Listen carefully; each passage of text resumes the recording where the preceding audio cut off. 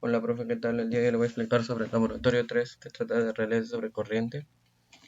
Bueno, tenemos como objetivos identificar los parámetros de configuración de relés sobre corriente, simular la actuación de relés sobre corriente y reconocer las características operativas.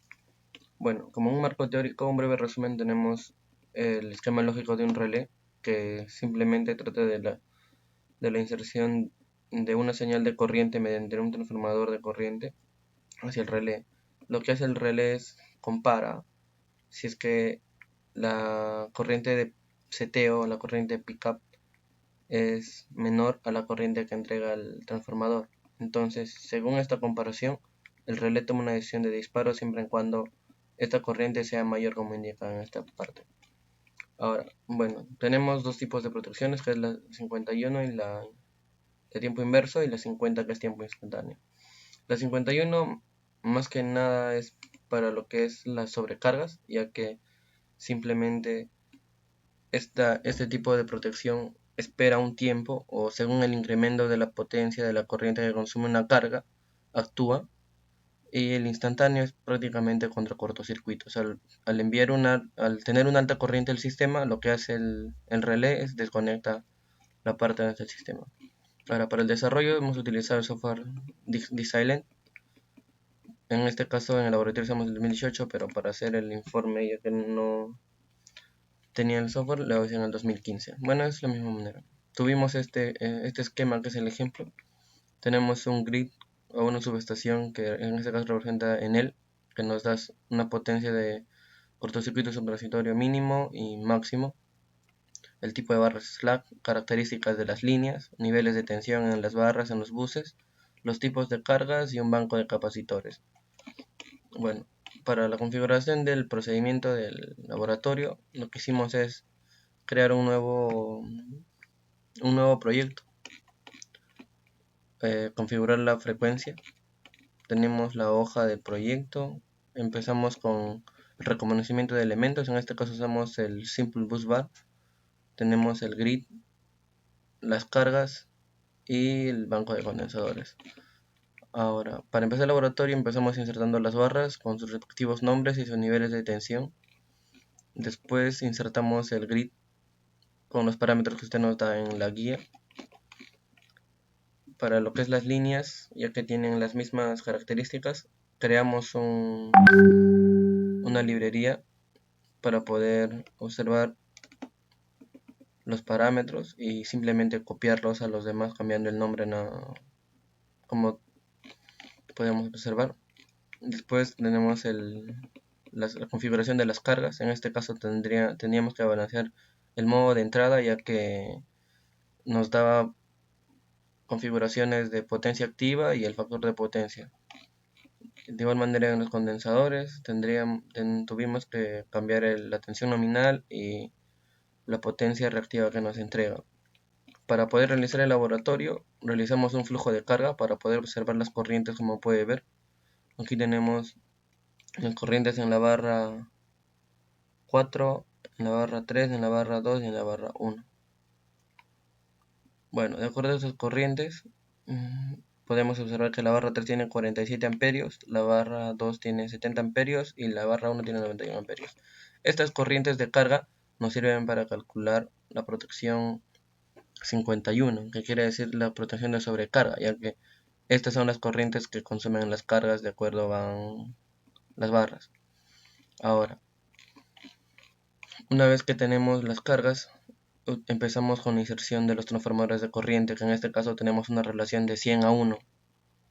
Una vez que tenemos las corrientes, vemos las entradas que estamos configurando. En este caso aquí tenemos un relé que hemos configurado y un current transformer o transformador de corriente que tenemos. Ahora, para lo que es la configuración, tenemos un dial con una falla remota de 400 milisegundos. Eso quiere decir que tenemos 100 milisegundos de protección fusibles y un margen de coordinación de 300 segundos. Para hallar la coordinación en el 51, la corriente sería el 1.3 de la corriente de la carga, ya que es protección contra sobrecargas, sobre 100. Este 100 representa la relación de transformación, que es de 100 a 1, pero 100 entre 1 es 100. Ahora, para la protección instantánea contra cortocircuitos, tenemos el factor 1.2 por la corriente en la línea al 99%, la corriente de cortocircuito al 99% sobre la relación para que pueda leer el transformador. Bueno, aquí tenemos una pequeña tabla donde vemos las corrientes de carga, los valores de seteo en 51 reemplazados en esta fórmula y el cortocircuito al 99% con un valor de seteo mediante esta fórmula a estos parámetros. Ahora, en esta parte podemos ver los relés que hemos configurado dentro de los buses, o bueno, dentro de las líneas, y vemos que tendríamos que configurar de primera manera el relé 51. Dentro de las características del relé, usted nos indicó que tendríamos una corriente de seteo que ya la calculamos, y la característica del relé es que tiene que ser con una curva extremadamente inversa. Entonces, al momento de cambiar esta característica, tendremos una forma o un ploteo que nos manda el software de esta manera, extremadamente inversa. Entonces, como podemos ver, aquí tenemos el relé 1, la curva característica del relé 1, como ven, extremadamente inversa, junto con su protección 50, que es la instantánea contra cortocircuitos. Al generar una falla en la barra 4, el software bota que tiene 408 milisegundos de respuesta en corte para esa falla. Ahora, en la configuración de relé 2, ante la falla al 99% en la línea, tenemos una respuesta de 474 segundos.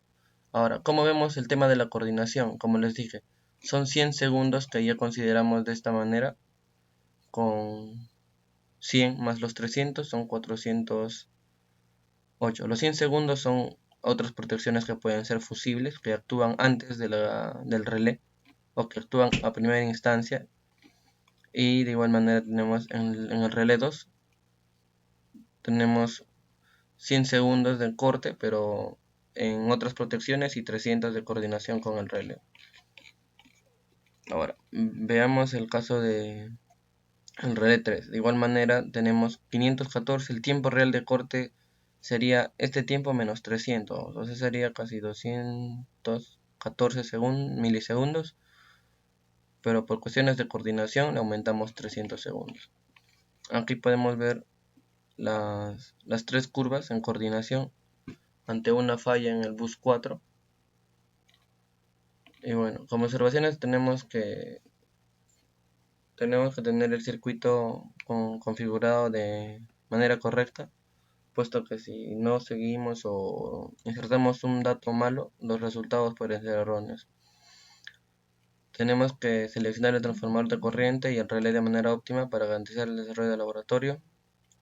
Los cálculos de corrientes deben ser de acuerdo a la relación de transformación. Eso es lo que les mencionaba sobre el factor, que es 1.2 y 1.3 sobre 100, ya que 100 es la relación de transformación del primario al secundario. Conclusiones. Concluimos que tenemos los parámetros de configuración de un relé, como la corriente setting o corriente pickup, el tiempo dial, que es para aumentar los tiempos de coordinación o disminuir los tiempos de coordinación. Pudimos simular el funcionamiento y la actuación de la curva característica insertando fallas. Y bueno, otras conclusiones aparte que son que vimos las características de funcionamiento de un relé de sobrecorriente, así como reconocer las zonas de sobrecarga y cortocircuito. En este caso la sobrecarga, que es el 51, y el cortocircuito, que es el 50, que es el instantáneo.